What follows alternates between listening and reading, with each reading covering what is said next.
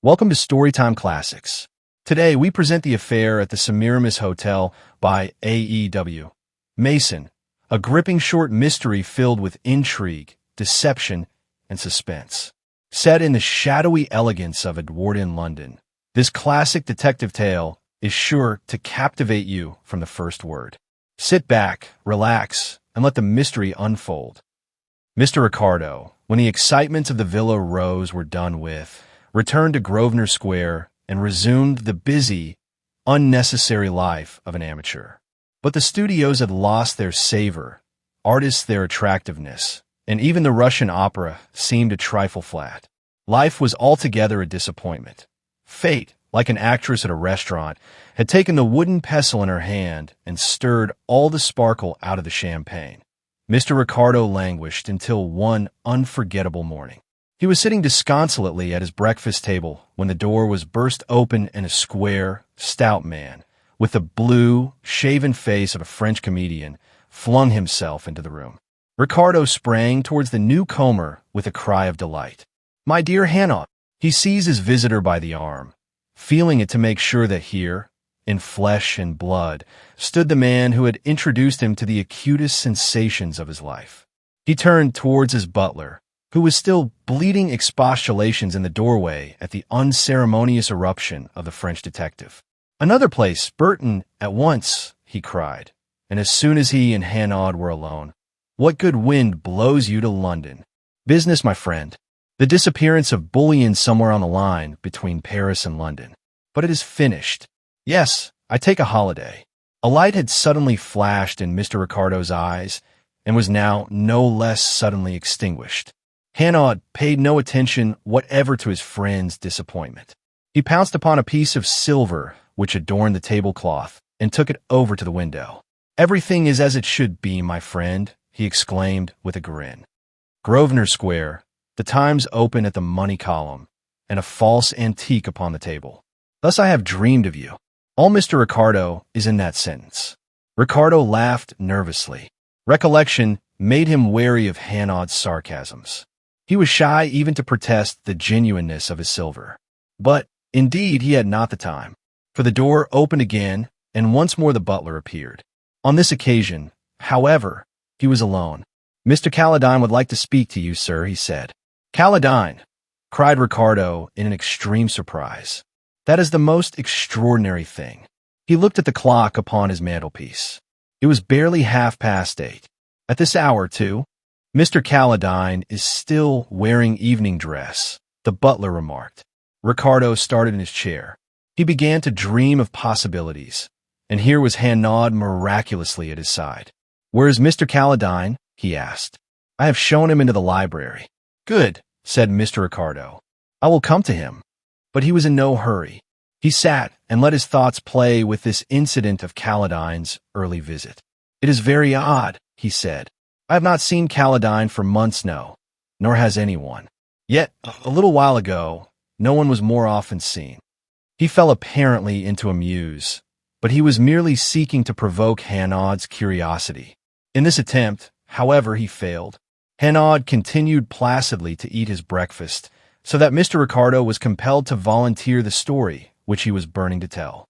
"Drink your coffee, Hanaud, and you shall hear about Caledine." Hanaud grunted with resignation, and Mr. Ricardo flowed on. Caledine was one of England's young men. Everybody said so. He was going to do very wonderful things as soon as he had made up his mind exactly what sort of wonderful things he was going to do. Meanwhile, you met him in Scotland, at Newmarket, at Ascot, at Cowes, in the box of some great lady at the Opera Knot before 10:30 in the evening there in any fine house where the candles that night happened to be lit.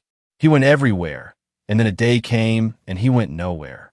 There was no scandal, no trouble, not a whisper against his good name. He simply vanished. For a little while a few people asked, "What has become of Caledine?" But there never was any answer, and London has no time for unanswered questions. Other promising young men dined at his place. Caledine had joined the huge legion of the come-to-nothings. No one even seemed to pass him in the street. Now, unexpectedly, at 8:30 in the morning, in an evening dress, he calls upon me. Why? I asked myself. Mr. Ricardo sank, once more into a reverie. Hanaud watched him with a broadening smile of pure enjoyment. "And in time, I suppose," he remarked casually, "you will perhaps ask him?" Mr. Ricardo sprang out of his pose to his feet. "Before I discuss serious things with an acquaintance," he said with a scathing dignity, "I make it a rule to revive my impressions of his personality. The cigarettes are in the crystal box." "They would be," said Hanaud, unabashed, as Ricardo stalked from the room. But in 5 minutes Mr. Ricardo came running back, all his composure gone. "It is the greatest good fortune that you, my friend, should have chosen this morning to visit me," he cried, and Hanaud nodded with a little grimace of resignation. "There goes my holiday. You shall command me now and always. I will make the acquaintance of your young friend." He rose up and followed Ricardo into his study, where a young man was nervously pacing the floor. "Mr. Caledine," said Ricardo, "this is Mr. Hanaud." The young man turned eagerly. He was tall, with a noticeable elegance and distinction, and the face which he showed to Hanaud was, in spite of its agitation, remarkably handsome. "I am very glad," he said. "You are not an official of this country. You can advise without yourself taking action, if you'll be so good." Hanaud frowned. He bent his eyes uncompromisingly upon Caledine. "What does that mean?" he asked, with a note of sternness in his voice. "It means that I must tell someone," Caledine burst out in quivering tones, "that I don't know what to do. I am in a difficulty too big for me. That's the truth." Hanaud looked at the young man keenly. It seemed to Ricardo that he took in every excited gesture, every twitching feature, in one comprehensive glance. Then he said in a friendlier voice, "Sit down and tell me," and he himself drew up a chair to the table. "I was at the Semiramis last night," said Caledine, naming one of the great hotels upon the embankment. "There was a fancy dress ball. All this happened, by the way, in those far-off days before the war nearly, in fact, 3 years ago to done London, flinging aside its reticence, its shy self-consciousness, had become a city of carnivals and masquerades, rivaling its neighbors on the continent in the spirit of its gaiety, and exceeding them by its stupendous luxury. I went by the merest chance. My rooms are in the A.E.W. terrace." "There!" cried Mr. Ricardo in surprise, and Hanaud lifted a hand to check his interruptions. "Yes," continued Caledine. "The night was warm. The music floated through my open windows and stirred old memories. I happened to have a ticket. I went." Caledine drew up a chair opposite to Hanaud and, seating himself, told, with many nervous starts and in troubled tones, a story which, to Mr. Ricardo's thinking, was as fabulous as any out of the Arabian Nights. "I had a ticket," he began, "but no domino. I was consequently stopped by an attendant in the lounge at the top of the staircase leading down to the ballroom. 'You can hire a domino in the cloakroom, Mr. Caledine,' he said to me. I had already begun to regret the impulse which had brought me, and I welcomed the excuse with which the absence of a costume provided me. I was indeed turning back to the door, when a girl who had at that moment run down from the stairs of the hotel into the lounge cried gaily, 'That's not necessary,' and at the same moment she flung to me a long scarlet cloak which she had been wearing over her own dress. She was young, fair, rather tall, slim, and very pretty. Her hair was drawn back from her face with a ribbon and rippled down her shoulders in heavy curls, and she was dressed in a satin coat and knee breeches of pale green and gold, with a white waistcoat and silk stockings and scarlet heels to her satin shoes. She was as straight-limbed as a boy and exquisite like a figure in Dresden china. I caught the cloak and turned to thank her, but she did not wait. With a laugh, she ran down the stairs, a supple and shining figure, and was lost in the throng at the doorway of the ballroom. I was stirred by the prospect of an adventure. I ran down after her. She was standing just inside the room alone, and she was gazing at the scene with parted lips and dancing eyes.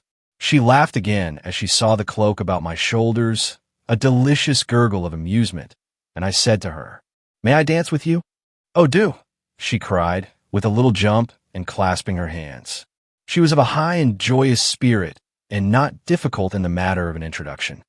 "This gentleman will do very well to present us," she said, leading me in front of a bust of the god Pan, which stood in a niche of the wall. I am, as you see, straight out of an opera. My name is Celamine, or anything with an 18th century sound to it. You are what you will. For this evening we are friends. And for tomorrow? I asked. I will tell you about that later on, she replied, and she began to dance with a light step and a passion in her dancing, which earned me many an envious glance from the other men. I was in luck, for Celamine knew no one, and though, of course, I saw the faces of a great many people whom I remembered, I kept them all at a distance. We had been dancing for about half an hour when the first queerish thing happened. She stopped suddenly in the midst of a sentence with a little gasp. I spoke to her, but she did not hear. She was gazing past me, her eyes wide open, and such a rapt look upon her face as I had never seen. She was lost in a miraculous vision. I followed the direction of her eyes, and, to my astonishment, I saw nothing more than a stout, short, middle-aged woman, egregiously overdressed as Marie Antoinette. "So you do know someone here?" I said, and I had to repeat the words sharply before my friend withdrew her eyes. But even then she was not aware of me. It was as if a voice had spoken to her whilst she was asleep and had disturbed, but not wakened her. Then she came to, there's really no other word I can think of which describes her at that moment, she came to with a deep sigh. "No," she answered. "She is a Mrs. Blumenstein from Chicago, a widow with ambitions and a great deal of money. But I don't know her." "Yet you know all about her," I remarked. "She crossed in the same boat with me," Celamine replied. "Did I tell you that I landed at Liverpool this morning? She is staying at the Semiramis, too. Oh, let us dance." She twitched my sleeve impatiently and danced with a kind of violence and wildness, as if she wished to banish some sinister thought. And she did undoubtedly banish it. We supped together and grew confidential, as under such conditions people will. She told me her real name. It was Joan Carew. "I have come over to get an engagement, if I can, at Covent Garden. I am supposed to sing all right, but I don't know anyone. I have been brought up in Italy." "You have some letters of introduction, I suppose?" I asked.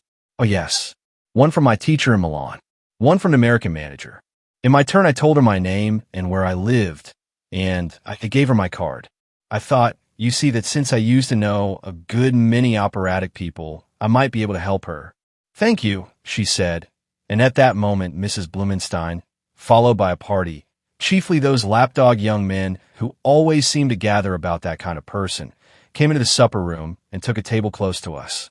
There was at once an end of all confidences, indeed, of all conversation. Joan Carew lost all the lightness of her spirit.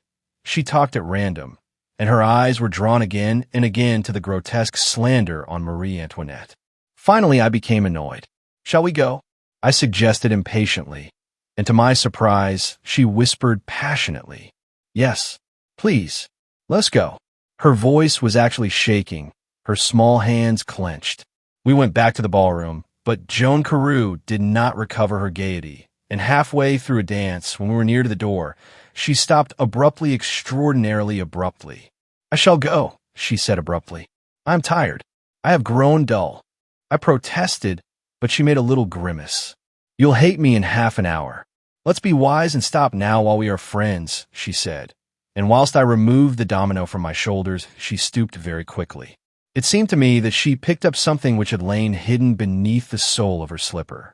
She certainly moved her foot, and I certainly saw something small and bright flash in the palm of her glove as she raised herself again. But I imagined merely that it was some object which she had dropped. "Yes, we'll go," she said, and we went up the stairs into the lobby. Certainly, all the sparkle had gone out of our adventure. I recognized her wisdom. "But I shall meet you again?" I asked. "Yes, I have your address. I'll write and fix a time when you will be sure to find me in. Good night, and 1,000 thanks. I should have been bored to tears if you hadn't come without a domino."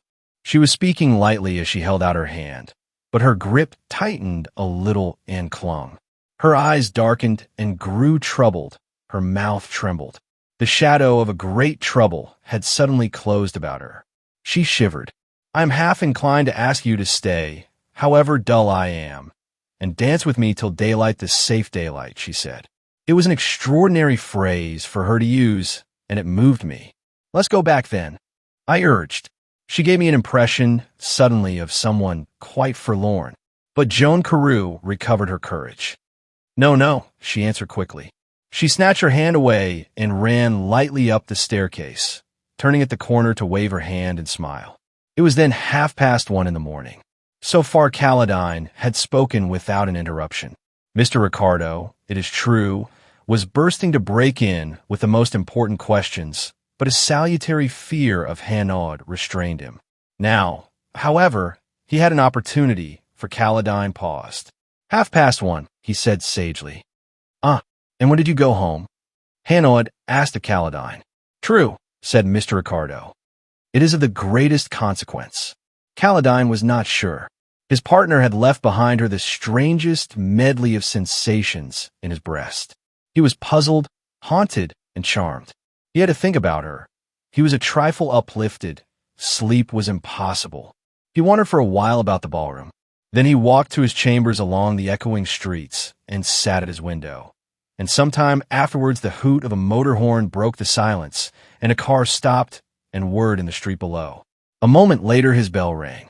He ran down the stairs in a queer excitement, unlocked the street door, and opened it. Joan Carew, still in her masquerade dress with her scarlet cloak about her shoulders, slipped through the opening. "Shut the door," she whispered, drawing herself apart in a corner. "Your cab?" asked Caledine. "It has gone." Caledine latched the door. Above, in the well of the stairs, the light spread out from the open door of his flat. Down here all was dark. He could just see the glimmer of her white face, the glitter of her dress, but she drew her breath like one who has run far. They mounted the stairs cautiously. He did not say a word until they were both safely in his parlor, and even then it was in a low voice. "What has happened? You remember the woman I stared at? You didn't know why I stared, but any girl would have understood. She was wearing the loveliest pearls I ever saw in my life." Joan was standing by the edge of the table. She was tracing with her finger a pattern on the cloth as she spoke. Caledine started with a horrible presentiment. "Yes," she said, "I worship pearls. I always have done. For one thing, they improve on me. I haven't got any, of course. I have no money. But friends of mine who do own pearls have sometimes given theirs to me to wear when they were going sick, and they have always got back their luster. I think that has had a little to do with my love of them. Oh, I've always longed for them, just a little string. Sometimes I've felt that I would have given my soul for them."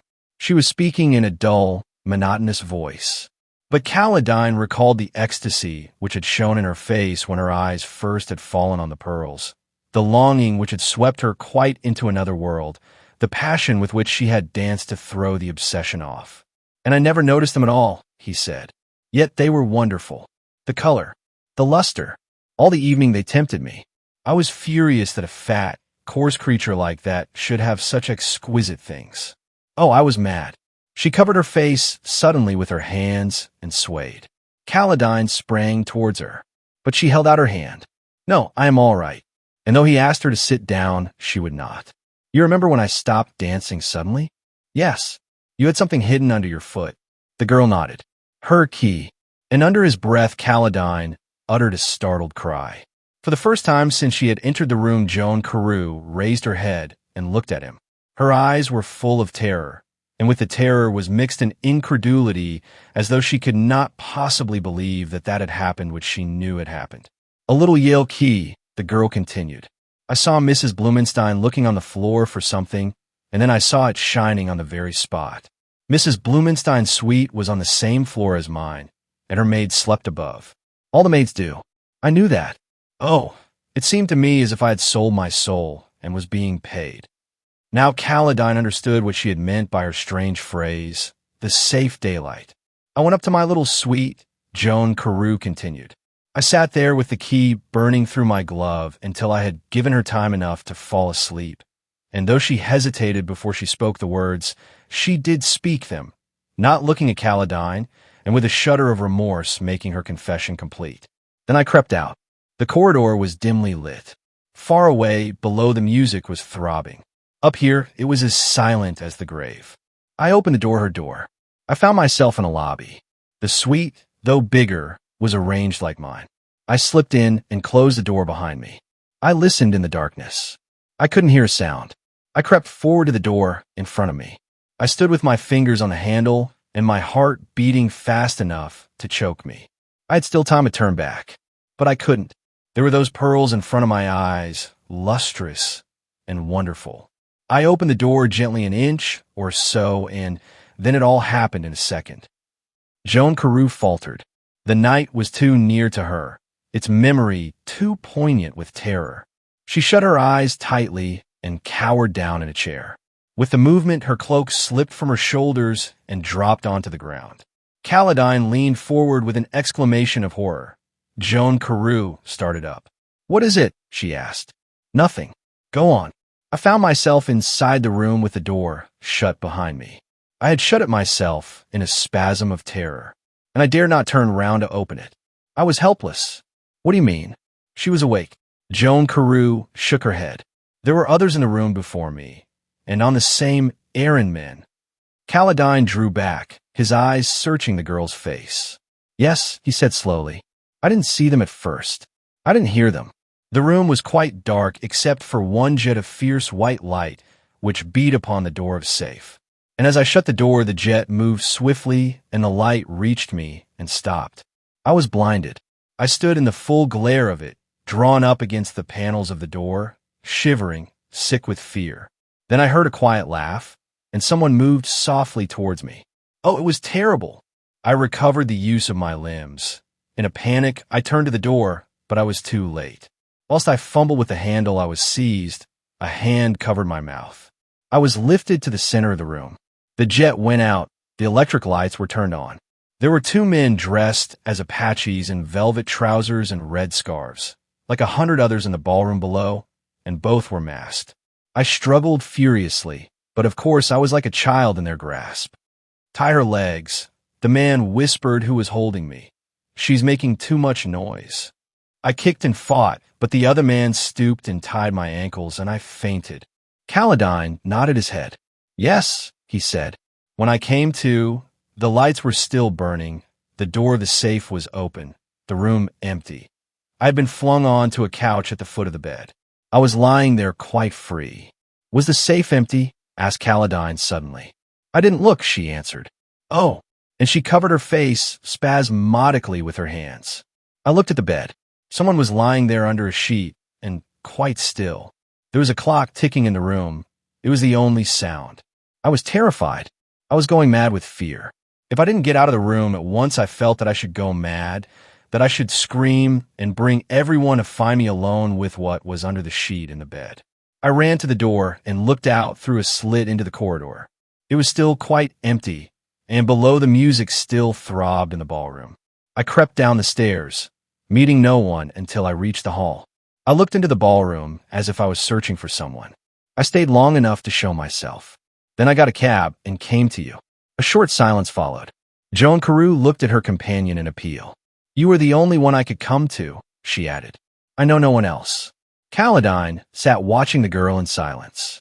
Then he asked, and his voice was hard, "And is that all you have to tell me?" "Yes." "You are quite sure?" Joan Carew looked at him, perplexed by the urgency of his question. She reflected for a moment or two. "Quite." Caledine rose to his feet and stood beside her. "Then how do you come to be wearing this?" he asked, and he lifted a chain of platinum and diamonds which she was wearing about her shoulders. "You weren't wearing it when you danced with me." Joan Carew stared at the chain. "No, it's not mine. I have never seen it before." Then a light came in her eyes. "The two men, they must have thrown it over my head when I was on the couch before they went." She looked at it more closely. "That's it. The chain's not very valuable. They could spare it, and it would accuse me of what they did."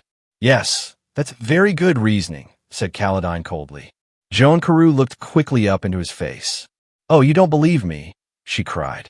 "You think, oh, it's impossible." And, holding him by the edge of his coat, she burst into a storm of passionate denials. "But you want to steal, you know," he said gently, and she answered him at once. "Yes, I did, but not this." And she held up the necklace. "Should I have stolen this? Should I have come to you wearing it? If I had stolen the pearls, if I had—" and she stopped. "If my story were not true?" Caledine weighed her argument, and it affected him. "No, I think you wouldn't," he said frankly. "Most crimes, no doubt, were brought home because the criminal had made some incomprehensibly stupid mistake. Incomprehensibly stupid, that is, by the standards of normal life. Nevertheless, Caledine was inclined to believe her. He looked at her. That she should have murdered was absurd. Moreover, she was not making a parade of remorse. She was not playing the unctuous penitent. She had yielded to a temptation, had got herself into desperate straits, and was at her wits' ends how to escape from them. She was frank about herself. Caledine looked at the clock. It was nearly 5 o'clock in the morning, and though the music could still be heard from the ballroom in the Semiramis, the night had begun to wane upon the river. "You must go back," he said. "I'll walk with you." They crept silently down the stairs and into the street. It was only a step to the Semiramis. They met no one until they reached the Strand. There many, like Joan Carew in masquerade, were standing about, or walking hither and thither in search of carriages and cabs. The whole street was in a bustle, what with drivers shouting and people coming away. "You can slip in unnoticed," said Caledine as he looked into the thronged courtyard.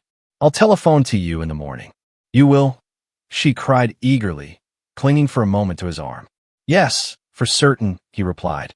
"Wait in until you hear from me. I'll think it over. I'll do what I can." "Thank you," she said fervently. He watched her scarlet cloak flitting here and there in the crowd until it vanished through the doorway. Then, for the second time, he walked back to his chambers while the morning crept up the river from the sea. This was the story which Caledine told in Mr. Ricardo's library. Mr. Ricardo heard it out with varying emotions. He began with a thrill of expectation like a man on a dark threshold of great excitements. The setting of the story appealed to him, too, by a sort of brilliant bizarrerie which he found in it. But, as it went on, he grew puzzled and a trifle disheartened. There were flaws and chinks. He began to bubble with unspoken criticisms, then swift and clever thrusts which he dared not deliver. He looked upon the young man with disfavor, as upon one who had half opened a door upon a theater of great promise and shown him a spectacle not up to the mark. Hanaud, on the other hand, listened imperturbably, without an expression upon his face, until the end. Then he pointed a finger at Caledine and asked him what to Ricardo's mind was a most irrelevant question. "You got back to your rooms, then, before 5, Mr. Caledine, and it is now 9 o'clock, less a few minutes." "Yes, yet you have not changed your clothes. Explain to me that. What did you do between 5 and 8:30? Caledine looked down at his rumpled shirt front. "Upon my word, I never thought of it," he cried. "I was worried out of my mind. I couldn't decide what to do. Finally, I determined to talk to Mr. Ricardo, and after I had come to that conclusion, I just waited impatiently until I could come round with decency." Hanaud rose from his chair. His manner was grave, but conveyed no single hint of an opinion. He turned to Ricardo. "Let us go round to your young friend's rooms in the Adelphi," he said, and the three men drove thither at once. Caledine lodged in a corner house and upon the first floor. His rooms, large and square and lofty, with Adam's mantelpieces and a delicate tracery upon their ceilings, breathed the grace of the 18th century. Broad high windows, embrazured in thick walls, overlooked the river and took in all the sunshine and the air which the river had to give. And they were furnished fittingly. When the three men entered the parlor, Mr. Ricardo was astounded. He had expected the untidy litter of a man run to seed, the neglect and the dust of the recluse. But the room was as clean as the deck of a yacht. An aubusson carpet made the floor luxurious underfoot. A few colored prints of real value decorated the walls, and the mahogany furniture was polished so that a lady could have used it as a mirror. There was even by the newspapers upon the round table a china bowl full of fresh red roses. If Caledine had turned hermit, he was a hermit of an unusually fastidious type. Indeed, as he stood with his two companions in his disheveled dress, he seemed quite out of keeping with his rooms. "So you live here, Mr. Caledine?" said Hanaud, taking off his hat and laying it down. "Yes. With your servants, of course." "They come in during the day," said Caledine, and Hanaud looked at him curiously. "Do you mean that you sleep here alone?" "Yes. But your valet?" "I don't keep a valet," said Caledine, and again the curious look came into Hanaud's eyes. "Yet," he suggested gently, There are rooms enough in your set of chambers to house a family. Caledine colored and shifted uncomfortably from one foot to the other. I prefer at night not to be disturbed, he said, stumbling a little over the words. I have a liking for quiet. Gabriel Hanaud nodded his head with sympathy. Yes, and it is a difficult thing to get as difficult as my holiday, he said ruefully, with a smile for Mr. Ricardo. However, he turned towards Caledine. No doubt, now that you are at home, you would like a bath and a change of clothes. And when you are dressed, perhaps you will telephone to the Semiramis and ask Miss Carew to come round here. Meanwhile, we will read your newspapers and smoke your cigarettes. Hanaud shut the door upon Caledine, but he turned neither to the papers nor the cigarettes. He crossed the room to Mr. Ricardo, who, seated at the open window, was plunged deep in reflections. You have an idea, my friend, cried Hanaud. It demands to express itself. It sees itself in your face. Let me hear it, I pray. Mr. Ricardo started out of an absorption which was altogether assumed. I was thinking, he said, with a faraway smile, that you might disappear in the forests of Africa, and at once everyone would be very busy about your disappearance. You might leave your village in Leicestershire and live in the fogs of Glasgow, and within a week the whole village would know your postal address. But London, what a city! How different! How indifferent! Turn out of St. James's into the Adelphi Terrace, and not a soul will say to you, Dr. Livingstone, I presume. But why should they? Asked Hanaud. If your name isn't Dr. Livingstone? Mr. Ricardo smiled indulgently. Scoffer, he said, you understand me very well. And he sought to turn the tables on his companion. And you does this room suggest nothing to you? Have you no ideas? But he knew very well that Hanaud had. Ever since Hanaud had crossed the threshold, he had been like a man stimulated by a drug. His eyes were bright and active, his body alert. Yes, he said, I have. He was standing now by Ricardo's side with his hands in his pockets, looking out at the trees on the embankment and the barges swinging down the river. You are thinking of the strange scene which took place in this room such a very few hours ago, said Ricardo. The girl in her masquerade dress making her confession with the stolen chain about her throat. Hanaud looked backwards carelessly. No, I wasn't giving it a thought, he said, and in a moment or two he began to walk about the room with that curiously light step which Ricardo was never able to reconcile with his cumbersome figure. With the heaviness of a bear he still padded. He went from corner to corner, opened a cupboard here, a drawer of the bureau there, and stooped suddenly.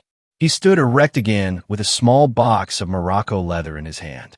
His body from head to foot seemed to Ricardo to be expressing the question, have I found it? He pressed a spring, and the lid of the box flew open. Hanaud emptied its contents into the palm of his hand. There were 2 or 3 sticks of sealing wax and a seal. With a shrug of the shoulders, he replaced them and shut the box. You are looking for something, Ricardo announced with sagacity. I am, replied Hanaud, and it seemed that in a second or two he found it. Yet he found it with his hands in his pockets, if he had found it. Mr. Ricardo saw him stop in that attitude in front of the mantel shelf, and heard him utter a long, low whistle. Upon the mantel shelf some photographs were arranged. A box of cigars stood at one end.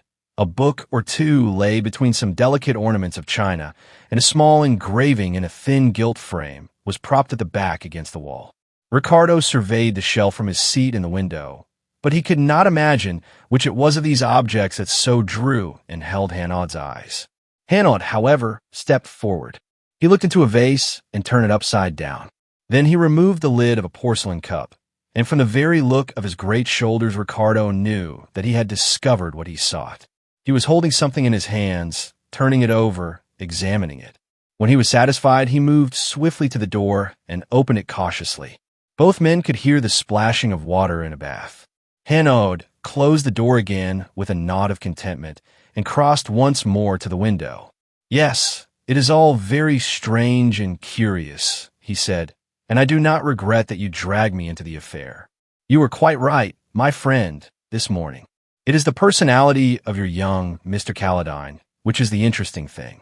For instance, here we are in London in the early summer.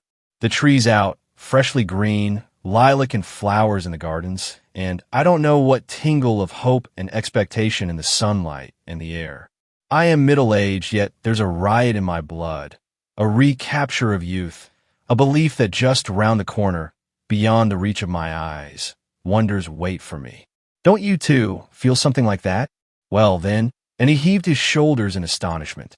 Can you understand a young man with money, with fastidious tastes, good-looking, hiding himself in a corner at such a time except for some overpowering reason? No, nor can I. There is another thing. I put a question or two to Caledine. Yes, said Ricardo. He has no servants here at night. He is quite alone, and here is what I find interesting. He has no valet. That seems a small thing to you. Hanaud asked at a movement from Ricardo. Well, it is no doubt a trifle, but it's a significant trifle in the case of a young rich man. It is generally a sign that there is something strange, perhaps even something sinister, in his life. Mr. Caledine, some months ago, turned out of St. James's into the A.E.W. Can you tell me why? No, replied Mr. Ricardo. Can you? Hanaud stretched out a hand. In his open palm lay a small round hairy bulb about the size of a big button and of a color between green and brown. Look, he said. What is that? Mr. Ricardo took the bulb wonderingly. It looks to me like the fruit of some kind of cactus. Hanaud nodded. It is. You will see some pots of it in the hothouses of any really good botanical gardens. Kew has them, I have no doubt. Paris certainly has. They are labeled Anhelonium lewinii, but amongst the Indians of Yucatan, the plant has a simpler name. What name? Asked Ricardo. Mescal. Mr. Ricardo repeated the name. It conveyed nothing to him whatever. There are a good many bulbs just like that in the cup upon the mantel shelf, said Hanaud. Ricardo looked quickly up. Why? He asked. Mescal is a drug. Ricardo started. Yes, you are beginning to understand now, Hanaud continued. Why your young friend Caledine turned out of St. James's into the Adelphi Terrace. Ricardo turned the little bulb over in his fingers. You make a decoction of it, I suppose, he said. Or you can use it as the Indians do in Yucatan, replied Hanaud. Mescal enters into their religious ceremonies. They sit at night in a circle about a fire built in the forest and chew it, whilst one of their number beats perpetually upon a drum. Hanaud looked round the room and took notes of its luxurious carpet, its delicate appointments. Outside the window, there was a thunder in the streets, a clamor of voices. Boats went swiftly down the river on the ebb. Beyond the mass of the Semiramis rose the great gray-white dome of St. Paul's. Opposite, upon the Southwark bank, the giant sky signs, the big Highlander drinking whiskey, and the rest of them waited, gaunt skeletons, for the night to limn them in fire and give them life. Below, the trees in the gardens rustled and waved. In the air were the uplift and the sparkle of the young summer. It's a long way from the forests of Yucatan to the Adelphi Terrace of London, said Hanaud. Yet here, I think, in these rooms, when the servants are all gone and the house is very quiet, there is a little corner of wild Mexico. A look of pity came into Mr. Ricardo's face. He had seen more than one young man of great promise slacken his hold and let go, just for this reason. Caledine, it seemed, was another. It's like Bang and Keefe and the rest of the devilish things, I suppose, he said, indignantly tossing the button upon the table. Hanaud picked it up. No, he replied. It's not quite like any other drug. It has a quality of its own, which just now is of particular importance to you and me. Yes, my friend, and he nodded his head very seriously. We must watch that we do not make the big fools of ourselves in this affair. There, Mr. Ricardo agreed with an ineffable air of wisdom. I am entirely with you. Now what? Hanaud asked. Mr. Ricardo was at a loss for a reason, but Hanaud did not wait. I will tell you. Mescal intoxicates. Yes, but it does more. It gives to the man who eats of it color dreams. Color dreams? Mr. Ricardo repeated in a wondering voice. Yes, strange heated charms, in which violent things happen vividly amongst bright colors. Color is the gift of this little prosaic brown button. He spun the bulb in the air like a coin, and, catching it again, took it over to the mantelpiece and dropped it into the porcelain cup. Are you sure of this? Ricardo cried excitedly, and Hanaud raised his hand in warning. He went to the door, opened it for an inch or so, and closed it again. I am quite sure, he returned. I have for a friend a very learned chemist in the College de France. He is one of those enthusiasts who must experiment upon themselves. He tried this drug. Yes, Ricardo said in a quieter voice. And what did he see? He had a vision of a wonderful garden bathed in sunlight, an old garden of gorgeous flowers and emerald lawns, ponds with golden lilies and thick yew hedges, a garden where peacocks stepped indolently in groups of gay people fantastically dressed quarreled and fought with swords. That is what he saw, and he saw it so vividly that when the vapors of the drug passed from his brain and he waked, he seemed to be coming out of the real world into a world of shifting illusions. Hanaud's strong, quiet voice stopped, and for a while there was a complete silence in the room. Neither of the two men stirred so much as a finger. Mr. Ricardo once more was conscious of the thrill of strange sensations. He looked round the room. He could hardly believe that a room which at Binet was the home and shrine of mysteries in the dark hours could wear so bright and innocent a freshness in the sunlight of the morning. There should be something sinister which leaped to the eyes as you crossed the threshold. Out of the real world, Mr. Ricardo quoted, I begin to see. Yes, you begin to see, my friend, that we must be very careful not to make the big fools of ourselves. My friend of the College de France saw a garden. But had he been sitting alone in the window seat where you are, listening through a summer night to the music of the masquerade at the Semiramis, might he not have seen the ballroom, the dancers, the scarlet cloak, and the rest of this story? You mean, cried Ricardo, now fairly startled, that Caledine came to us with the fumes of mescal still working in his brain, that the false world was the real one still for him. I do not know, said Hanaud. At present I only put questions. I ask them of you. I wish to hear how they sound. Let us reason this problem out. Caledine, let us say, takes a great deal more of the drug than my professor. It will have on him a more powerful effect while it lasts, and it will last longer. Fancy dress balls are familiar things to Caledine. The music floating from the Semiramis will revive old memories. He sits here, the pageant takes shape before him. He sees himself taking his part in it. Oh, he is happier here, sitting quietly in his window seat, than if he was actually at the Semiramis. For he is there more intensely, more vividly, more really, than if he had actually descended this staircase. He lives his story through, the story of a heated brain. The scene of it changes in a way dreams have. It becomes tragic and sinister. It oppresses him with horror.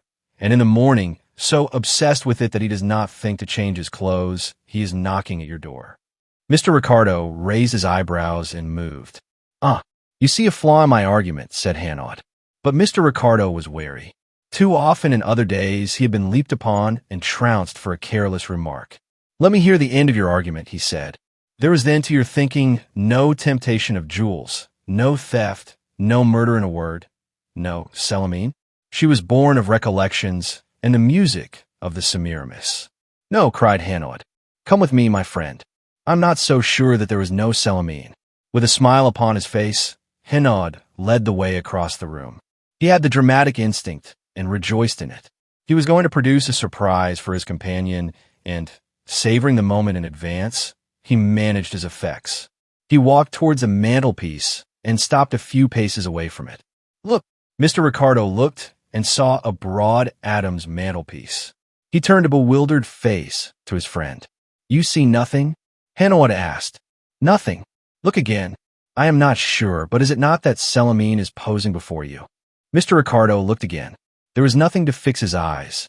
He saw a book or two, a cup, a vase or two, and nothing else really except a very pretty and apparently valuable piece of, and suddenly Mr. Ricardo understood. Straight in front of him, in the very center of the mantelpiece, a figure in painted china was leaning against a china style. It was a figure of a perfectly impossible courtier, feminine and exquisite as could be, and apparelled also even to the scarlet heels exactly as Caledine had described Joan Carew. Hanaud chuckled with satisfaction when he saw the expression upon Mr. Ricardo's face. You understand, he said. Do you dream, my friend? At times, yes, like the rest of us. Then recollect your dreams? Things, people which you have seen perhaps that day, perhaps months ago, pop in and out of them without making themselves prayed for. You cannot understand why. Yet sometimes they cut their strange capers there, logically, too, through subtle associations which the dreamer, once awake, does not apprehend. Thus, our friend here sits in the window, intoxicated by his drug. The music plays in the Semiramis. The curtain goes up in the heated theater of his brain. He sees himself step upon the stage, and who else meets him but the china figure from his mantelpiece? Mr. Ricardo for a moment was all enthusiasm. Then his doubt returned to him. What you say, my dear Hanaud, is very ingenious. The figure upon the mantelpiece is also extremely convincing, and I should be absolutely convinced but for one thing. Yes, said Hanaud, watching his friend closely. I may say it, I think, a man of the world, and I ask myself, Mr. Ricardo never could ask himself anything without assuming a manner of extreme pomposity. I ask myself whether a young man who has given up his social ties, who has become a hermit, and still more who has become the slave of drug, would retain that scrupulous carefulness of his body which is indicated by dressing for dinner when alone. Hanaud struck the table with the palm of his hand and sat down in chair. Yes, that is the weak point of my theory. You have hit it. I knew it was there, that weak point, and I wondered whether you would seize it. Yes, the consumers of drugs are careless, untidy, even unclean as a rule. But not always. We must be careful. We must wait. For what? Asked Ricardo, beaming with pride. For the answer to a telephone message, replied Hanaud, with a nod towards the door. Both men waited impatiently until Caledine came into the room. He wore now a suit of blue serge. He had a clearer eye, his skin a healthier look. He was altogether a more reputable person, but he was plainly very ill at ease. He offered his visitors cigarettes. He proposed refreshments. He avoided entirely and awkwardly the object of their visit. Hanaud smiled. His theory was working out. Sobered by his bath, Caledine had realized the foolishness of which he had been guilty. You telephone to the Semiramis, of course, said Hanaud cheerfully. Caledine grew red. Yes, he stammered. Yet I did not hear that volume of hellos which precedes telephonic connection in your country of leisure, Hanaud continued. I telephoned from my bedroom. You would not hear anything in this room. Yes, yes. The walls of these old houses are solid. Hanaud was playing with his victim. And when may we expect Miss Carew? I can't say, replied Caledine. It's very strange. She is not in the hotel. I am afraid that she has gone away, fled. Mr. Ricardo and Hanaud exchanged a look. They were both satisfied now. There was no word of truth in Caledine's story. Then there is no reason for us to wait, said Hanaud. I shall have my holiday after all. And while he was yet speaking, the voice of a newsboy calling out the first edition of an evening paper became distantly audible. Hanaud broke off his farewell. For a moment he listened, with his head bent. Then the voice was heard again, confused, indistinct. Hanaud picked up his hat and cane and, without another word to Caledine, raced down the stairs. Mr. Ricardo followed him. But when he reached the pavement, Hanaud was half down the little street. At the corner, however, he stopped, and Ricardo joined him, coughing and out of breath. What's the matter? He gasped. Listen, said Hanaud. At the bottom of Duke Street, by Charing Cross Station, the newsboy was shouting his wares. Both men listened, and now the words came to them mispronounced but decipherable. Mysterious crime at the Semiramis Hotel. Ricardo stared at his companion. You were wrong then, he cried. Caledine's story was true. For once in a way, Hanaud was quite disconcerted. I don't know yet, he said. We will buy a paper. But before he could move a step, a taxicab turned into the A.E.W from the Strand, and wheeling in front of their faces, stopped at Caledine's door. From the cab, a girl descended. Let's go back, said Hanaud. Mr. Ricardo could no longer complain. It was 8:30 when Caledine had first disturbed the formalities of his house in Grosvenor Square. It was barely 10 now.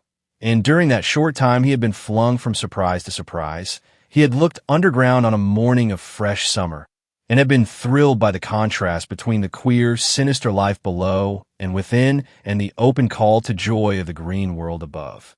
He had passed from incredulity to belief, from belief to incredulity, and when at last incredulity was firmly established, and the story to which he had listened proved the emanation of a drugged and heated brain, lo, the facts buffeted him in the face, and the story was shown to be true. "I'm alive once more," Mr. Ricardo thought as he turned back with Hanaud, and in his excitement he cried his thought aloud. "Are you?" said Hanaud. "And what is life without a newspaper? If you will buy one from that remarkably raucous boy at the bottom of the street, I will keep an eye upon Caladine's house till you come back." Mr. Ricardo sped down to Charing Cross and brought back a copy of the 4th edition of the Star. He handed it to Hanaud, who stared at it doubtfully, folded as it was. "Shall we see what it says?" Ricardo asked impatiently. "By no means," Hanaud answered, waking from his reverie and tucking briskly away the paper into the tail pocket of his coat. "We will hear what Miss Joan Carew has to say, with our minds undisturbed by any discoveries. I was wondering about something totally different." "Yes," Mr. Ricardo encouraged him. "What was it?" "I was wondering, since it is only 10 o'clock, at what hour the first editions of the evening papers appear." "It is a question," Mr. Ricardo replied sententiously, "which the greatest minds have failed to answer." And they walked along the street to the house. The front door stood open during the day like the front door of any other house, which is let off in sets of rooms. Hanaud and Ricardo went up the staircase and rang the bell of Caladine's door. A middle-aged woman opened it. "Mr. Caladine is in," said Hanaud. "I will ask," replied the woman. "What name shall I say?" "It does not matter." "I will go straight in," said Hanaud quietly. "I was here with my friend but a minute ago." He went straight forward and into Caladine's parlor. Mr. Ricardo looked over his shoulder as he opened the door and saw a girl turn to them suddenly a white face of terror and flinch as though already she felt the hand of a constable upon her shoulder. Caladine, on the other hand, uttered a cry of relief. "These are my friends," he exclaimed to the girl, "the friends of whom I spoke to you," and to Hanaud he said, "This is Miss Carew." Hanaud bowed. "You shall tell me your story, mademoiselle," he said very gently, and a little color returned to the girl's cheeks, a little courage revived in her. "But you have heard it," she answered. "Not from you," said Hanaud. So for a second time in that room, she told the history of that night. Only this time the sunlight was warm upon the world. The comfortable sounds of life's routine were borne through the windows, and the girl herself wore the inconspicuous blue serge of 1,000 other girls afoot that morning. These trifles of circumstance took the edge of sheer horror off her narrative, so that, to tell the truth, Mr. Ricardo was a trifle disappointed. He wanted a crescendo motive in his music, whereas it had begun at its fortissimo. Hanaud, however, was the perfect listener. He listened without stirring and with most compassionate eyes, so that Joan Carew spoke only to him, and to him, each moment that passed, with greater confidence. The life and sparkle of her had gone altogether. There was nothing in her manner now to suggest the waywardness, the gay irresponsibility, the radiance, which had attracted Caladine the night before. She was just a very young and very pretty girl, telling in a low and remorseful voice of the tragic dilemma to which she had brought herself. Of Célimène all that remained was something exquisite and fragile in her beauty, in the slimness of her figure, in her daintiness of hand and foot, something almost of the hothouse. But the story she told was, detail for detail, the same which Caladine had already related. "Thank you," said Hanaud when she had done. "Now I must ask you 2 questions." "I will answer them." Mr. Ricardo sat up. He began to think of a third question which he might put himself, something uncommonly subtle and searching, which Hanaud would never have thought of. But Hanaud put his questions, and Ricardo almost jumped out of his chair. "You will forgive me, Miss Carew, but have you ever stolen before?" Joan Carew turned upon Hanaud with spirit. Then a change swept over her face. "You have a right to ask," she answered. "Never." She looked into his eyes as she answered. Hanaud did not move. He sat with a hand upon each knee and led to his second question.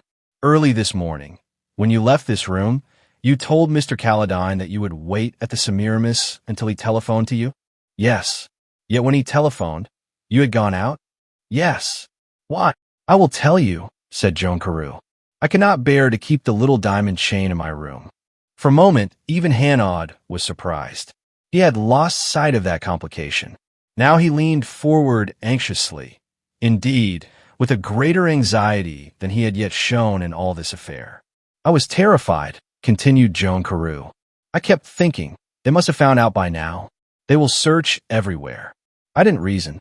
I lay in bed expecting to hear every moment a loud knocking on the door. Besides the chain itself being there in my bedroom, her chain, the dead woman's chain, no, I couldn't endure it. I felt as if I had stolen it. Then my maid brought in my tea. You had locked it away, cried Hanaud. Yes. My maid did not see it. Joan Carew explained how she had risen, dressed, wrapped the chain in a pad of cotton wool, and enclosed it in an envelope. The envelope had not the stamp of the hotel upon it. It was a rather large envelope, one of the packet which she had bought in a crowded shop in Oxford Street on her way from Euston to the Semiramis. She had bought the envelopes of that particular size in order that when she sent her letter of introduction to the director of the opera at Covent Garden, she might enclose with it a photograph. And to whom did you send it? Asked Mr. Ricardo.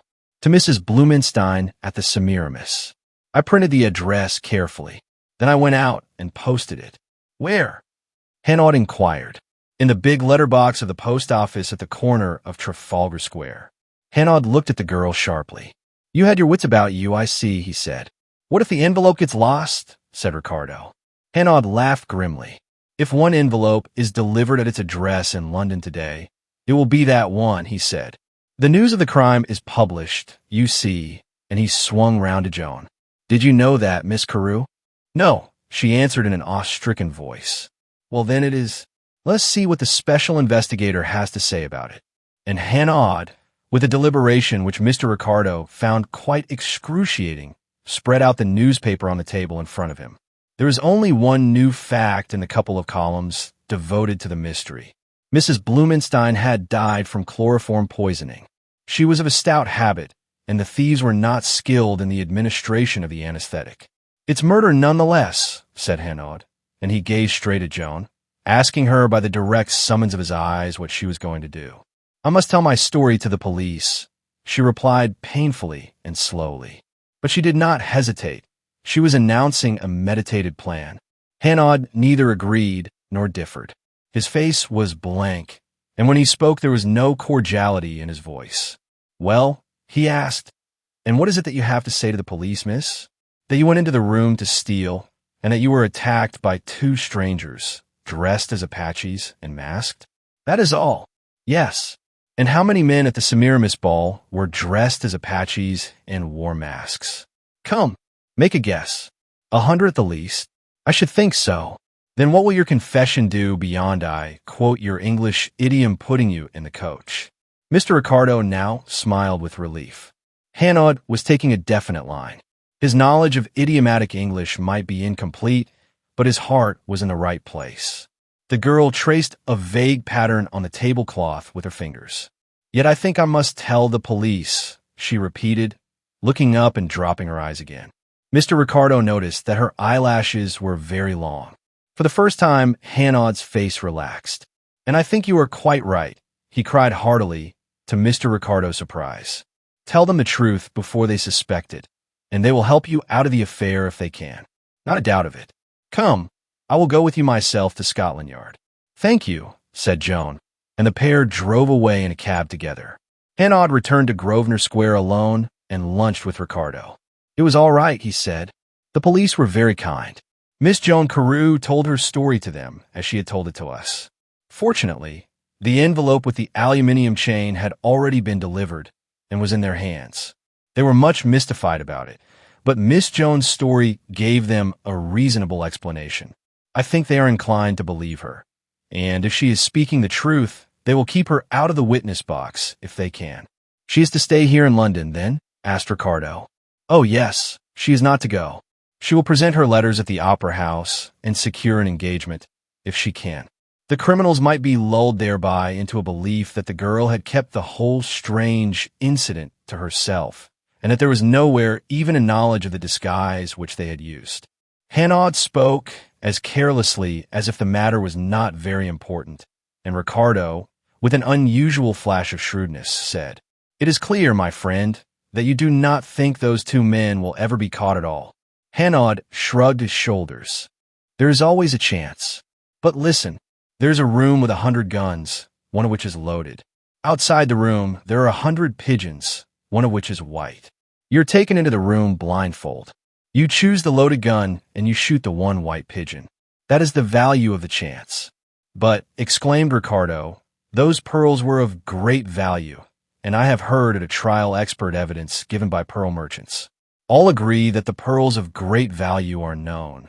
So, when they come upon the market—" "That is true," Hanaud interrupted imperturbably. "But how are they known?" "By their weight," said Mr. Ricardo. "Exactly," replied Hanaud. "But did you not also hear at this trial of yours that pearls can be peeled like an onion?" "No, it is true. Remove a skin, 2 skins, the weight is altered, the pearl is a trifle smaller. It has lost a little of its value. Yes, but you can no longer identify it as the so-and-so pearl, which belonged to this or that sultan, was stolen by the vizier, bought by Messrs. Luster and Steinopoulos of Hatton Garden, and subsequently sold to the wealthy Mrs. Blumenstein. No, your pearl has vanished altogether. There is a new pearl which can be traded." He looked at Ricardo. "Who shall say that those pearls are not already in one of the queer little back streets of Amsterdam, undergoing their transformation?" Mr. Ricardo was not persuaded because he would not be. "I have some experience in these matters," he said loftily to Hanaud. "I am sure that we shall lay our hands upon the criminals. We have never failed." Hanaud grinned from ear to ear. The only experience which Mr. Ricardo had ever had was gained on the shores of Geneva and at Aix under Hanaud's tuition. But Hanaud did not argue, and there the matter rested. The days flew by. It was London's playtime. The green and gold of early summer deepened and darkened. Wondrous warm nights under England's pale blue sky, when the streets rang with the joyous feet of youth, letting clear dawns and lovely, glowing days. Hanaud made acquaintance with the wooded reaches of the Thames. Joan Carew sang Louise at Covent Garden with notable success, and the affair of the Semiramis Hotel, in the minds of the few who remembered it, was already added to the long list of unfathomed mysteries. But towards the end of May there occurred a startling development. Joan Carew wrote to Mr. Ricardo that she would call upon him in the afternoon, and she begged him to secure the presence of Hanaud. She came as the clock struck. She was pale and agitated, and in the room where Caledine had first told the story of her visit, she told another story which, to Mr. Ricardo's thinking, was yet more strange and yet more suspicious. "It has been going on for some time," she began. "I thought of coming to you at once. Then I wondered whether, if I waited, you'll never believe me." "Let us hear," said Hanaud patiently.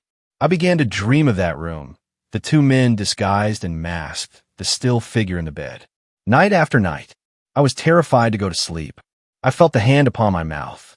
I used to catch myself falling asleep and walk about the room with all the lights up to keep myself awake." "But you couldn't," said Hanaud with a smile. "Only the old can do that." "No, I couldn't," she admitted. "And oh, my nights were horrible until—" She paused and looked at her companions doubtfully. "Until one night the mask slipped." "What?" cried Hanaud, and a note of sternness rang suddenly in his voice. "What are you saying?" With a desperate rush of words, and the color staining her forehead and cheeks, Joan Carew continued, "It is true. The mask slipped on the face of one of the men of the man who held me. Only a little way. It just left his forehead visible no more." "Well?" asked Hanaud, and Mr. Ricardo leaned forward, swaying between the austerity of criticism and the desire to believe so thrilling a revelation. "I waked up," the girl continued, "in the darkness, and for a moment the whole scene remained vividly with me for just long enough for me to fix clearly in my mind the figure of the Apache with the white forehead showing above the mask." "When was that?" asked Ricardo. "A fortnight ago. Why didn't you come with your story then?" "I waited," said Joan. "What I had to tell wasn't yet helpful. I thought that another night the mask might slip lower still. Besides, It is difficult to describe just what I felt. I felt it important just to keep that photograph in my mind, not to think about it, not to talk about it, not even to look at it too often lest I should begin to imagine the rest of the face and find something familiar in the man's carriage and shape when there was nothing really familiar to me at all. "Do you understand that?" she asked, with her eyes fixed in appeal on Hanaud's face. "Yes," replied Hanaud. "I follow your thought. I thought there was a chance now, this strangest chance, that the truth might be reached. I did not wish to spoil it." And she turned eagerly to Ricardo, as if, having persuaded Hanaud, she would now turn her batteries on his companion. My whole point of view was changed. I was no longer afraid of falling asleep, lest I should dream.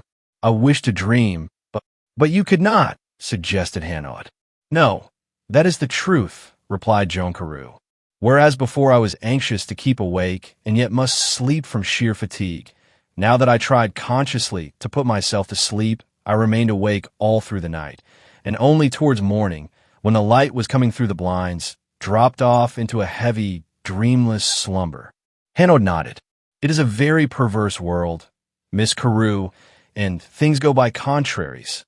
Ricardo listened for some note of irony in Hanaud's voice, some look of disbelief in his face. But there was neither the one nor the other. Hanaud was listening patiently. "Then came my rehearsals," Joan Carew continued, "and that wonderful opera drove everything else out of my head. I had such a chance if only I could make use of it. When I went to bed now, I went with that haunting music in my ears, the call of Parisot. You must remember it. But can you realize what it must mean to a girl who is going to sing it for the first time in Covent Garden?" Mr. Ricardo saw his opportunity. He, the connoisseur, to whom the psychology of the green room was as an open book, could answer that question. "It is true, my friend," he informed Hanaud with quiet authority. "The great march of events leaves the artist cold. He lives aloof.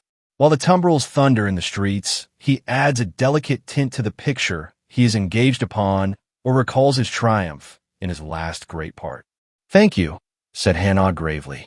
"And now Miss Carew may perhaps resume her story." "It was the very night of my debut," she continued.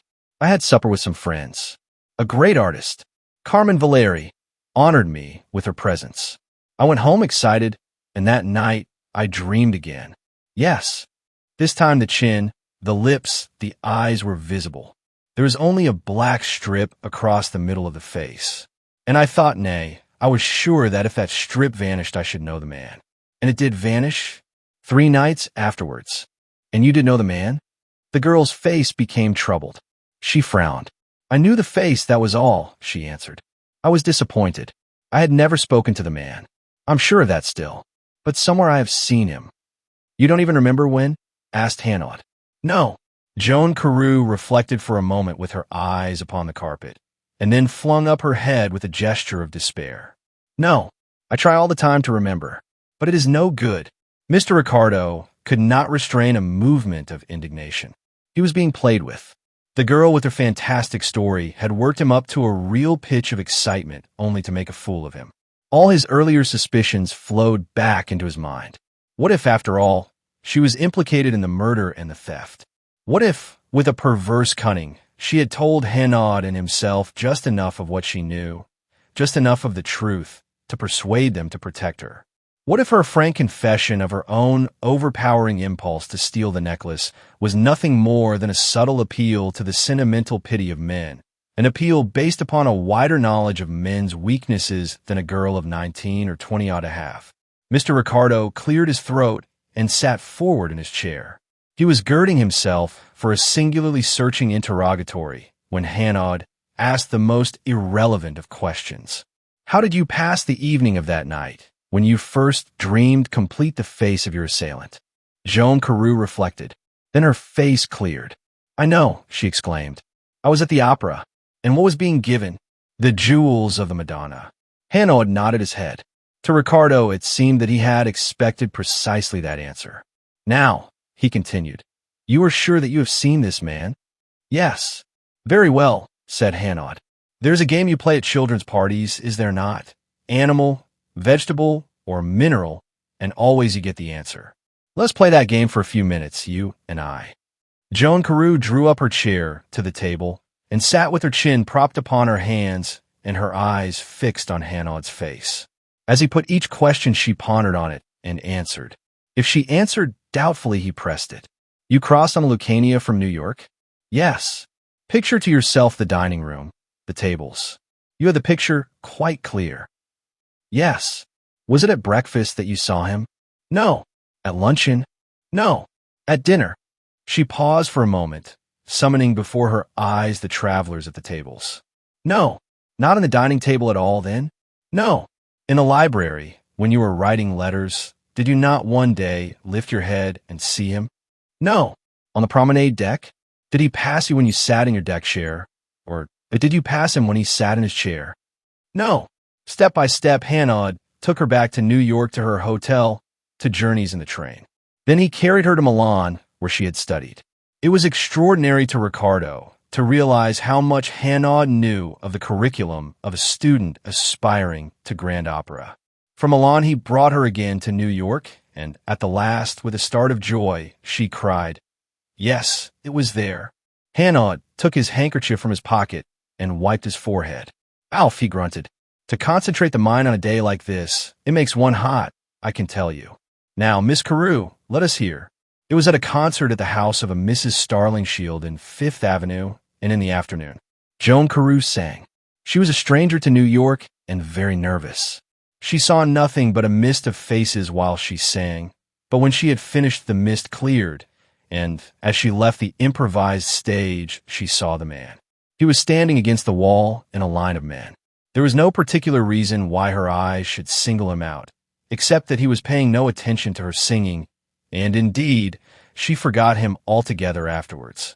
"I just happened to see him clearly and distinctly," she said. He was tall, clean-shaven, rather dark. Not particularly young, 35 or so. I should say a man with a heavy face and beginning to grow stout. He moved away whilst I was bowing to the audience, and I noticed him afterwards walking about, talking to people. "Do you remember to whom?" "No." "Did he notice you, do you think?" "I am sure he didn't," the girl replied emphatically.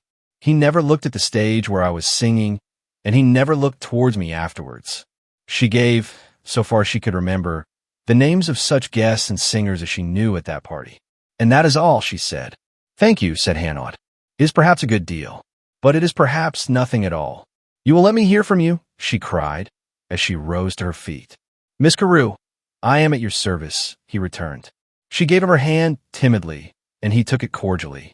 For Mr. Ricardo, she had merely a bow which recognized that he distrusted her and that she had no right to be offended. Then she went, and Hanaud smiled across the table at Ricardo. "Yes," he said, "all that you are thinking is true enough. A man who slips out of society to indulge a passion for a drug in greater peace, a girl who, on her own confession, tried to steal, and, to crown all, this fantastic story. It is natural to disbelieve every word of it. But we disbelieved before, when we left Caladine's lodging in the Adelphi, and we were wrong. Let's be warned." "You have an idea?"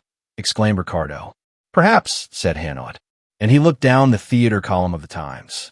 "Let us distract ourselves by going to the theater. You are the most irritating man." Mr. Ricardo broke out impulsively. "If I had to paint your portrait, I should paint you with your finger against the side of your nose, saying mysteriously, 'I know,' when you know nothing at all." Hanaud made a schoolboy's grimace. "We will go and sit in your box at the opera tonight," he said, "and you shall explain to me all through the beautiful music the theory of the tonic sol fa." They reached Covent Garden before the curtain rose. Mr. Ricardo's box was on the lowest tier and next to the omnibus box. "We are near the stage," said Hanaud, as he took his seat in the corner and so arranged the curtain that he could see and yet was hidden from view. "I like that." The theater was full. Stalls and boxes shimmered with jewels and satin, and all that was famous that season for beauty and distinction had made its tryst there that night. "Yes, this is wonderful," said Hanaud. "What opera do they play?" He glanced at his program and cried, with a little start of surprise, "We are in luck. It is the Jewels of the Madonna.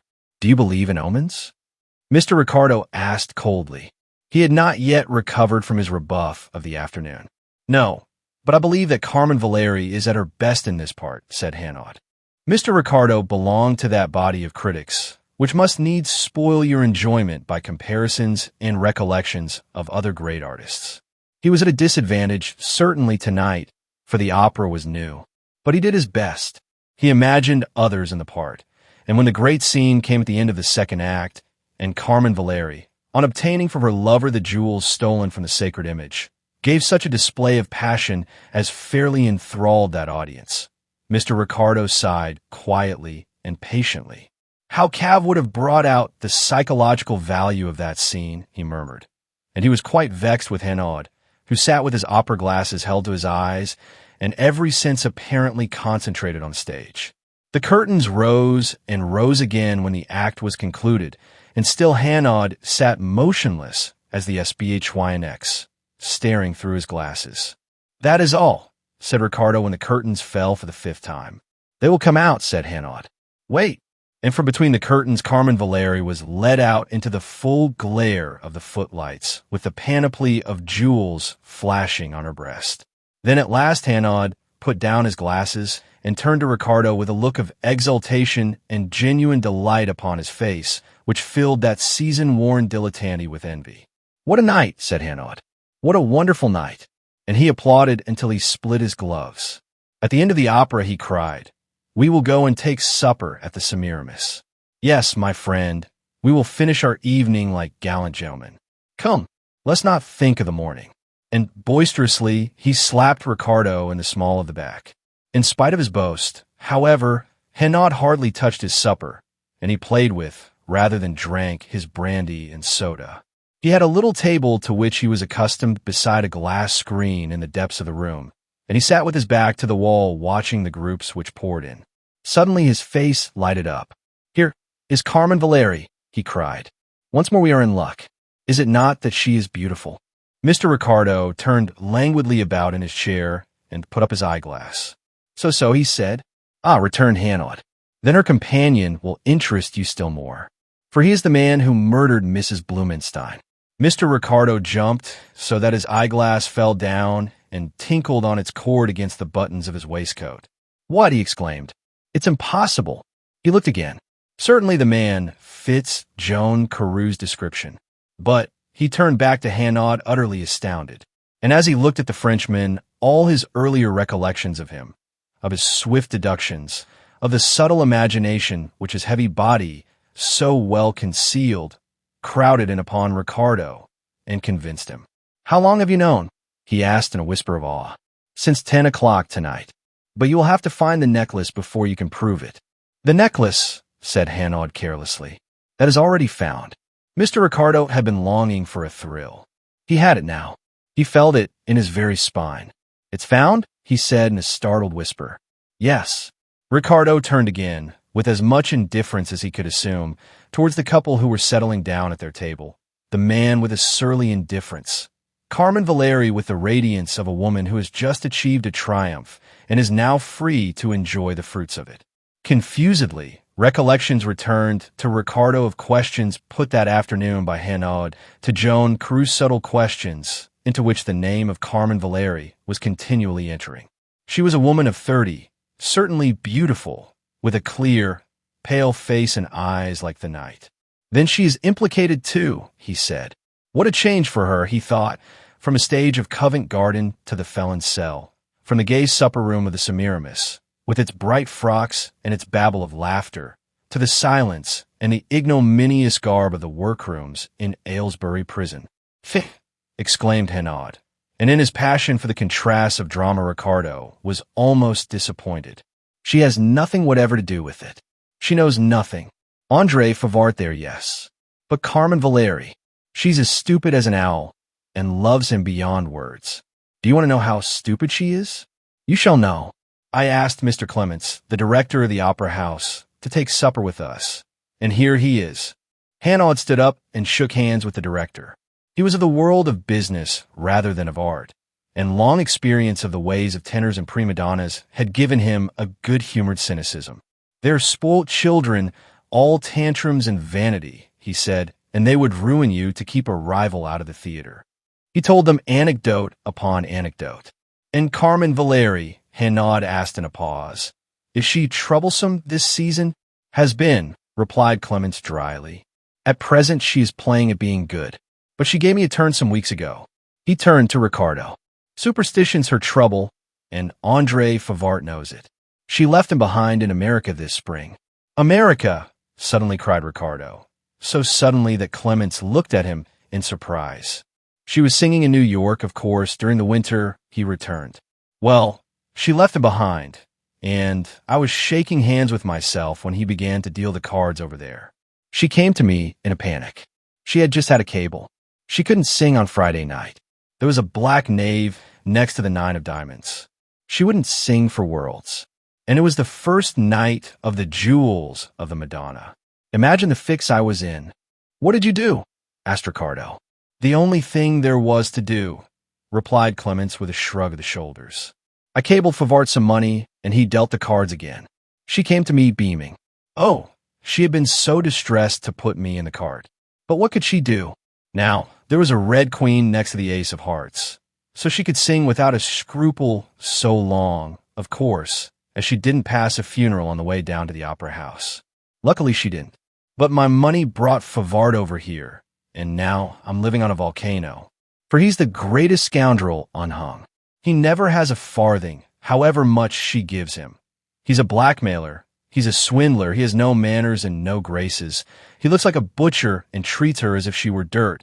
He never goes near the opera, except when she is singing in this part, and she worships the ground he walks on. Well, I suppose it's time to go. The lights have been turned off. The great room was emptying.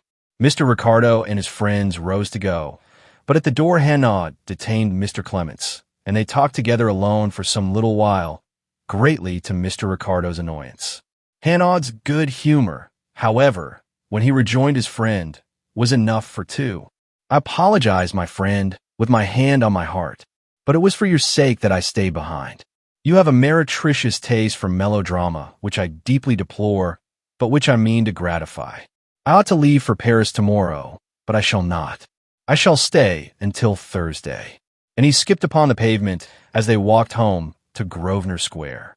Mr. Ricardo bubbled with questions, but he knew his man. He would get no answer to any one of them tonight. So he worked out the problem for himself as he lay awake in his bed, and he came down to breakfast next morning fatigued but triumphant. Hanaud was already chipping off the top of his egg at the table. So I see you have found all out, my friend, he said. Not all, replied Ricardo modestly. And you'll not mind, I am sure, if I follow the usual custom and wish you a good morning. Not all, said Hanaud. I'm all for good manners myself. He dipped his spoon into his egg. But I'm longing to hear the line of your reasoning. Mr. Ricardo did not need much pressing. Joan Carew saw Andre Favart at Mrs. Starlingshield's party, and saw him with Carmen Valeri, for Carmen Valeri was there.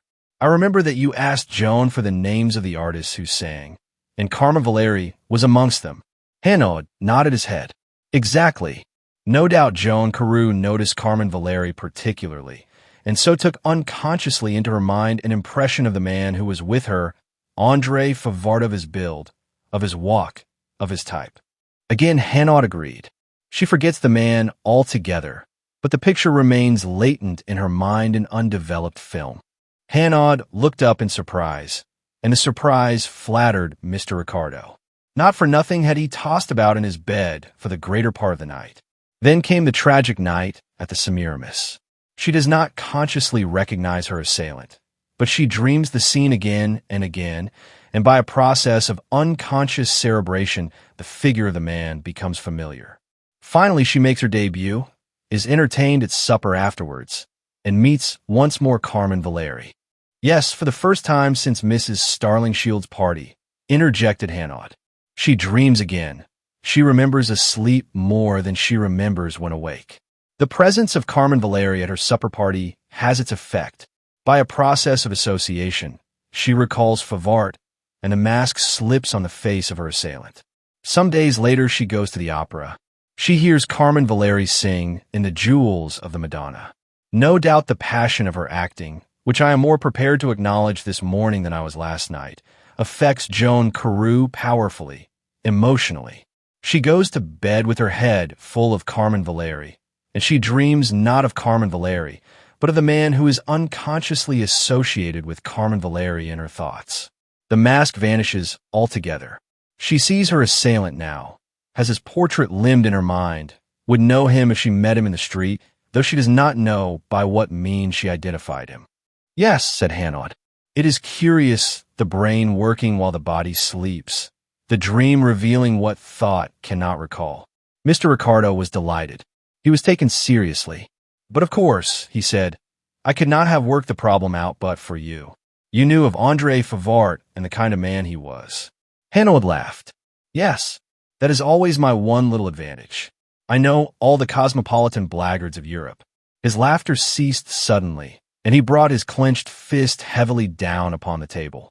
"Here is one of them who will be very well out of the world, my friend," he said very quietly, but there was a look of force in his face and a hard light in his eyes which made Mr. Ricardo shiver. For a few moments there was silence. Then Ricardo asked, "But have you evidence enough?" "Yes. Your two chief witnesses, Caledine and Joan Carew, you said it yourself. There are facts to discredit them. Will they be believed?" "But they won't appear in the case at all," Hanaud said.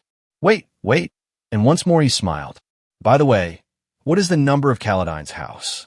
Ricardo gave it, and Hanaud therefore wrote a letter.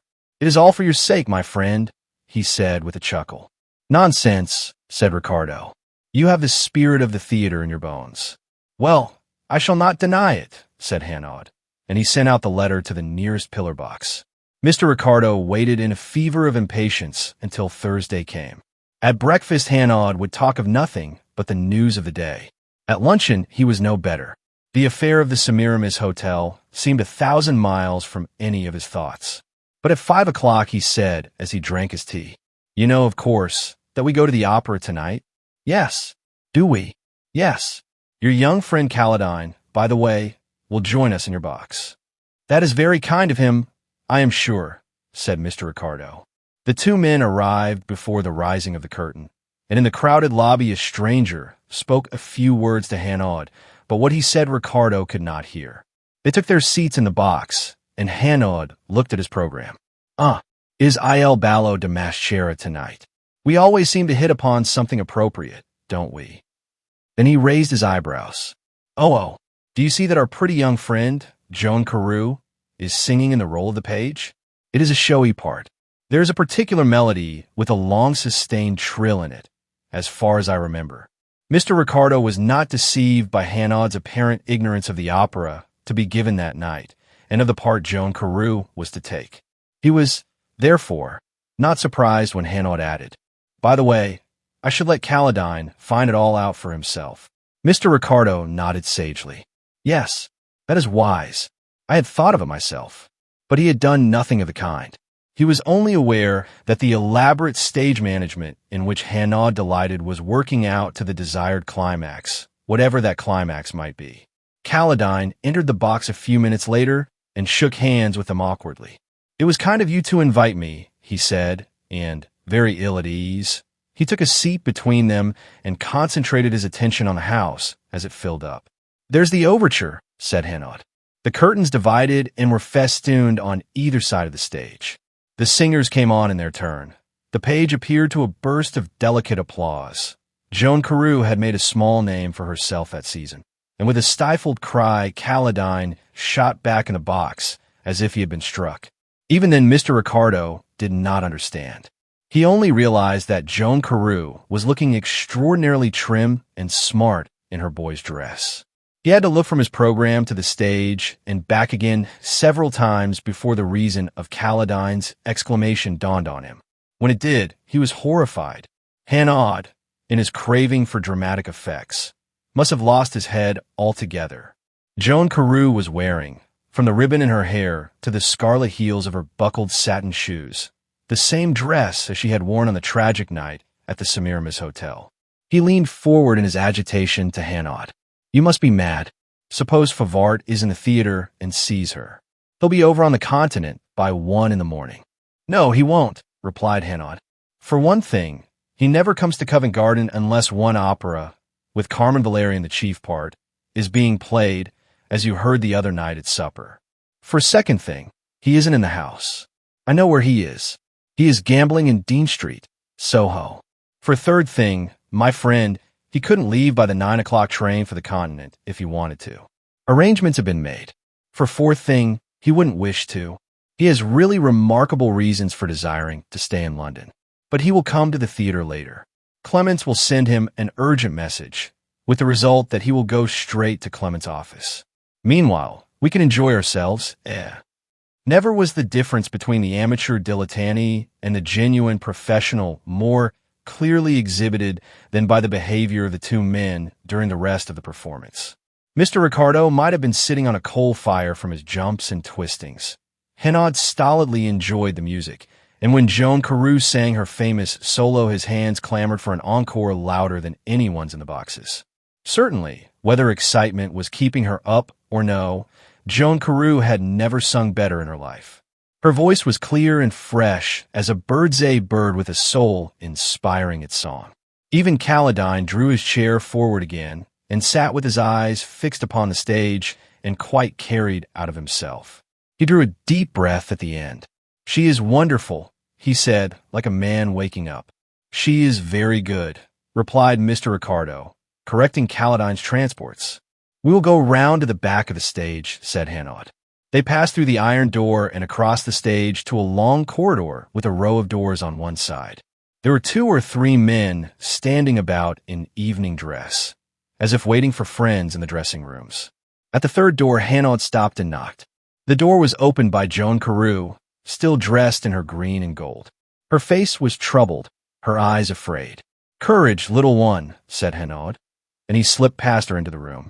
"It is as well that my ugly, familiar face should not be seen too soon." The door closed, and one of the strangers loitered along the corridor and spoke to a call boy. The call boy ran off. For 5 minutes more, Mr. Ricardo waited with a beating heart. He had the joy of a man in the center of things. All those people driving homewards in their motor cars along the Strand, how he pitied them. Then, at the end of the corridor, he saw Clements and André Favart.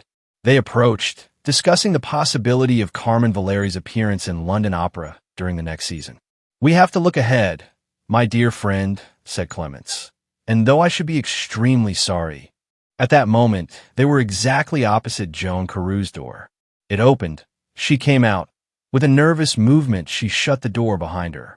At the sound, André Favart turned, and he saw drawn up against the panels of the door, with a look of terror in her face, the same gay figure which had interrupted him in Mrs. Blumenstein's bedroom.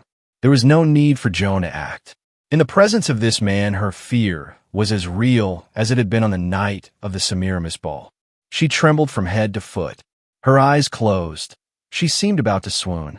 Favart stared and uttered an oath. His face turned white. He staggered back as if he had seen a ghost. Then he made a wild dash along the corridor and was seized and held by 2 of the men in evening dress. Favart recovered his wits. He ceased to struggle. "What does this outrage mean?" he asked, and one of the men drew a warrant and notebook from his pocket. "You are arrested for the murder of Mrs. Blumenstein in the Semiramis Hotel," he said, "and I have to warn you that anything you may say will be taken down and may be used in evidence against you." "Preposterous!" exclaimed Favart. "There's a mistake. We will go along to the police and put it right. Where's your evidence against me?" Hanaud stepped out of the doorway of the dressing room. "In the property room of the theater," he said. At the sight of him, Favart uttered a violent cry of rage. "You are here too, are you?" he screamed, and he sprang at Hanaud's throat. Hanaud stepped lightly aside. Favart was borne down to the ground, and when he stood up again, the handcuffs were on his wrists. Favart was led away, and Hanaud turned to Mr. Ricardo and Clements. "Let's go to the property room," he said.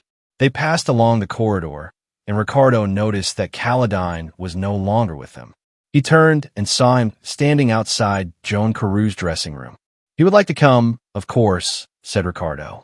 "Would he?" asked Hanaud. "Then why doesn't he? He's quite grown up, you know." And he slipped his arm through Ricardo's and led him back across the stage. In the property room, there was already a detective in plain clothes. Mr. Ricardo had still not, as yet, guessed the truth. "What is it you really want, sir?" the property master asked of the director. "Only the jewels of the Madonna," Hanaud answered. The property master unlocked a cupboard and took from it the sparkling cuirass. Hanaud pointed to it, and there, lost amongst the huge, glittering stones of paste and false pearls, Mrs. Blumenstein's necklace was entwined. Then that is why Favart came always to Covent Garden when the Jewels of the Madonna was being performed, exclaimed Ricardo. Hanaud nodded. He came to watch over his treasure.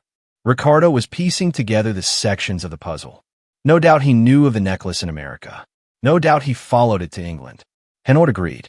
Mrs. Blumenstein's jewels were quite famous in New York. But to hide them here, cried Mr. Clements. He must have been mad. Why? Asked Hanaud. Can you imagine a safer hiding place? Who is going to burgle the property room of Covent Garden? Who is going to look for a priceless string of pearls amongst the stage jewels of an opera house? You did, said Mr. Ricardo. I, replied Hanaud, shrugging his shoulders. Joan Carewe's dreams led me to André Favart. The first time we came here and saw the pearls of the Madonna, I was on the lookout naturally. I noticed Favart at the back of the stalls. But it was a stroke of luck that I noticed those pearls through my opera glasses. At the end of the second act, cried Ricardo suddenly. I remember now. Yes, replied Hanaud. But for that second act, the pearls would have stayed comfortably here all through the season. Carmen Valerier, fool as I told you, would have tossed them about in her dressing room without a notion of their value. And at the end of July, when the murder at the Semiramis Hotel had been forgotten, Favart would have taken them to Amsterdam and made his bargain. Shall we go? They left the theater together and walked down to the grill room of the Semiramis. But as Hanaud looked through the glass door, he drew back. We will not go in, I think. Why? Asked Ricardo. Hanaud pointed to a table. Caledine and Joan Carewe were seated at it taking their supper. Perhaps, said Hanaud with a smile. Perhaps, my friend, what? Who shall say that the rooms in the A.E.W will not be given up? They turned away from the hotel. But Hanaud was right. And before the season was over, Mr. Ricardo had to put his hand in his pocket for a wedding present. Thank you for listening to The Affair at the Semiramis Hotel by A.E.W. Mason here on Storytime Classics. If you enjoyed this timeless tale, please like the video, subscribe for more classic mysteries and literature, and share it with fellow book lovers. Discover more hidden gems from the golden age of storytelling, only on Storytime Classics.